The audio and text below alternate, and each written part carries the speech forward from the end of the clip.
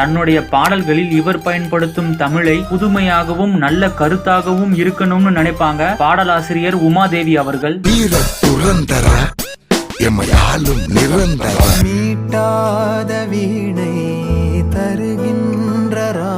ஒவ்வொரு வரிகளும் வைரம் போல எழுதணும்னு அவ்வளவு மெனக்கிடுவாங்க.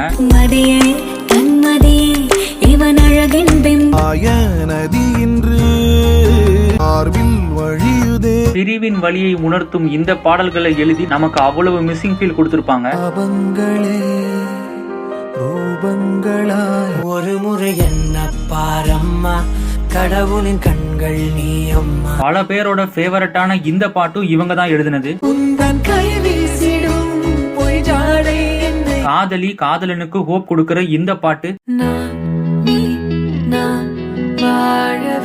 உங்களுக்கு பிடிச்ச பாடலாசிரியர் உமாதேவி அவர்கள் எழுதின பாட்டை கமெண்ட்ல சொல்லுங்க.